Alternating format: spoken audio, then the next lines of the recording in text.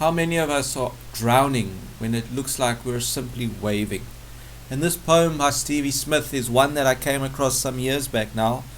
And for a long time I've played it through my mind and analyzed it, not from a research perspective, but one from just trying to wrap my head around it and going through it and just looking at it every time I see it in my file. And when I started this channel, I thought I would really like to cover this poem. But I haven't done so until now, because I always believed that I was never able to give it the justice that it deserves. And I still believe that.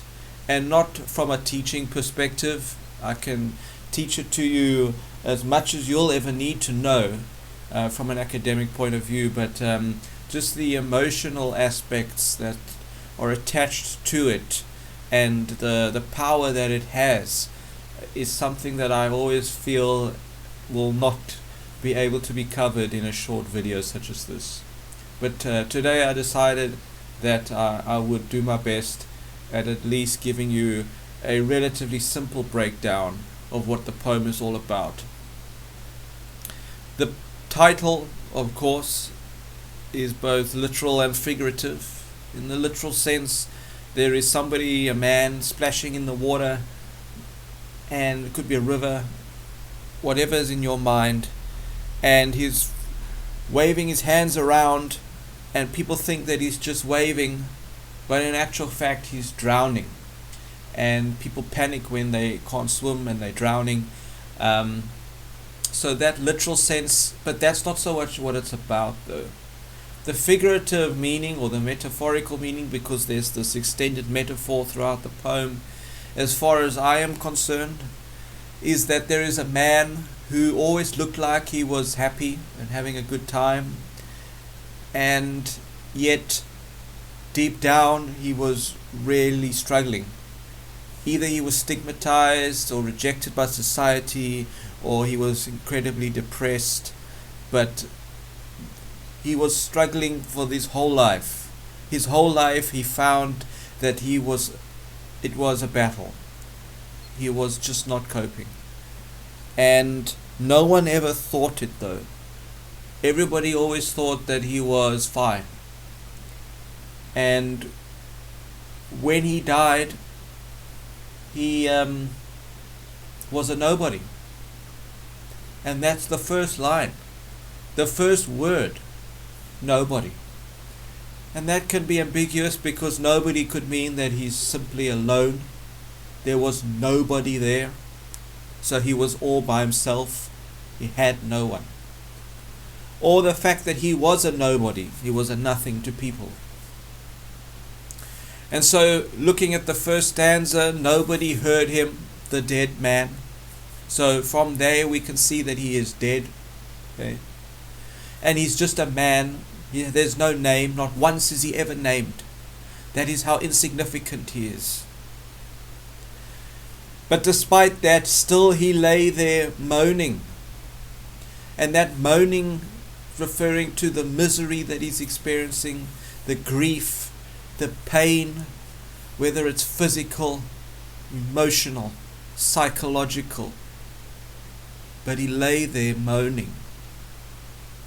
And so we can interpret that as, well, maybe he was crying for help and he had nobody, but he always was moaning.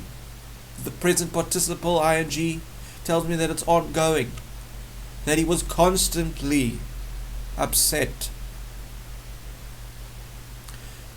And of course those green quotation marks there are showing me that it's somebody else's voice.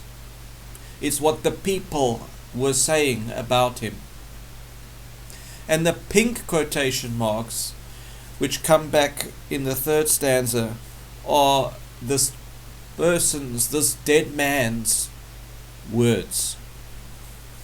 And he says in line 3 and 4, I was much further out than you thought. And not waving but drowning. I was much further out than you thought. Picture being on the beach and you can stand in the water. It's not too deep yet. Nobody worries about you because you can't really drown. If you take out rip currents and all that, you can't really drown because it's fine, because you can stand. And a literal sense is he's saying that, but I was actually in much deeper water than you thought I was.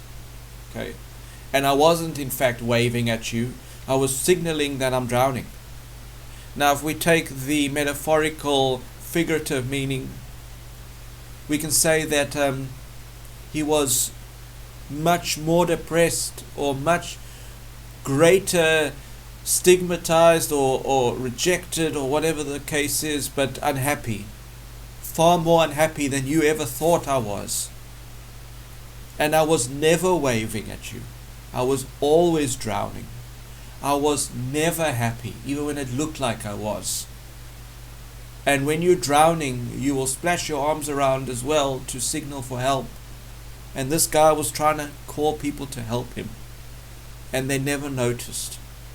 Because he was always so pleasant and joyful, and he looked like he was fine. And if we look in the second stanza, this is what they said. This is what the people said. Poor chap. Again, chap. There's no name. And when you say poor chap, jeepers, it doesn't sound very sincere to me. So we've got the anonymity of man, the impersonal nature of chap, and the lack of sincerity. He always loved larking. Larking being messing around, kind of having a good time. So that would make his sadness quite unexpected. No one would ever think that he was depressed or sad. And also always meant that, he was always happy.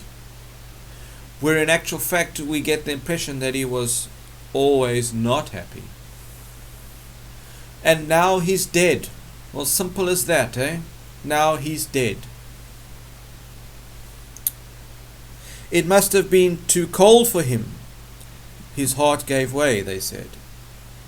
So going back to the literal meaning, the water was so cold, there's no ways that his heart would have been able to survive it, and it would have stopped. He would have got hypothermia and drowned that way. Now you think about shipwrecks like the Titanic in the Atlantic Ocean. You've got minutes to live before you die, unless you're that one baker who was found and rescued after being in the water for 3 hours because he was so drunk that the alcohol kept him warm. But I going off topic. His heart gave way. That was what caused him to die, they said. And I've said there, it exposes the insincerity that we fail to show concern for others. When people die, we're so quick to just say, oh, it was X that caused it, and carry on with our lives. Last stanza is the man talking. He says, oh, no, no, no.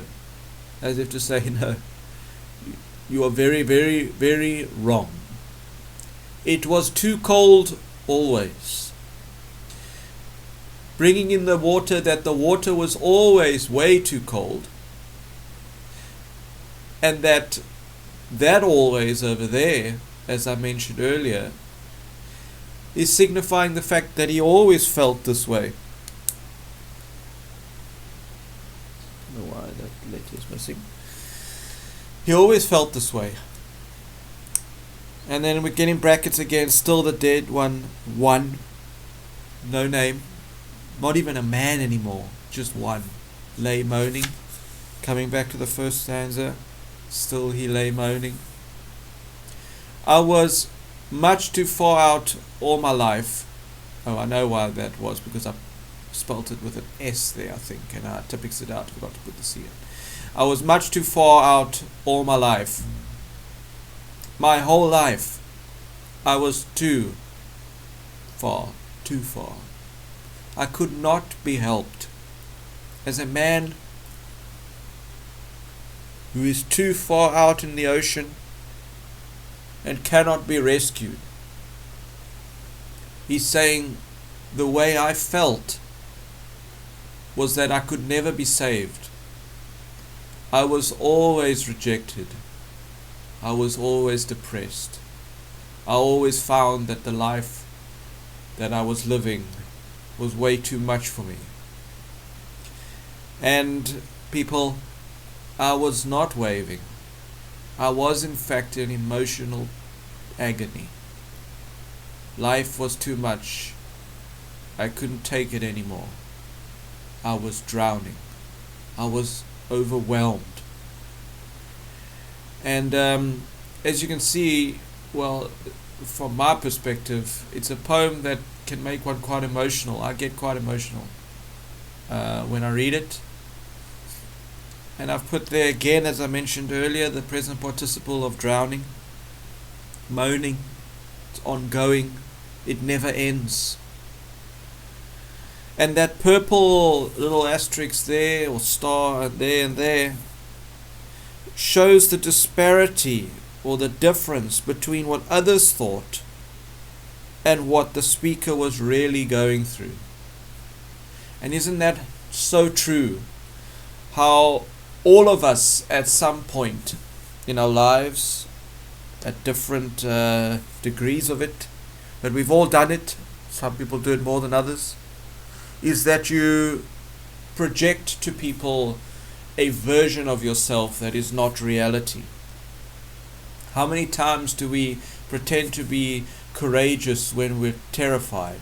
How many times do we look like we are enjoying ourselves when we're not, or happy when we're sad, or that we have everything under control when we're paddling like mad underwater? And it also brings to mind the idea that maybe sometimes people are trying to get our attention, that they are struggling, but that they don't want to say it directly because they don't want to show weakness. So they're trying to wave, they're trying to tell you, but you're so busy in your own life that you don't pay any attention to what somebody's trying to say to you. And that we don't, as a society, as people, we don't always take the time to ask and find out how people are doing in their lives. How many times have you heard stories of people who have been near-death experiences where they've been in the hospital and they almost died, they were on life support, they went into cardiac arrest, etc. And they will say things like, I just suddenly picked up the phone and phoned somebody to tell them how much I love them. You know, don't let it get to that point. Heaven forbid, should you ever experience that, where it takes something as serious and as tragic as that to wake you up to how blessed you are, and how grateful we should be for what we have, and to let people know that we care about them and we love them, because they might just very well be metaphorically drowning when they look like they're just fine waving. And so that's it, guys. That's the poem Not Waving But Drowning by Stevie Smith, Stevie being a lady. And I hope that this analysis has helped you gain a better understanding of the poem, and that you can also appreciate the poem for the immense impact that it can have on the reader.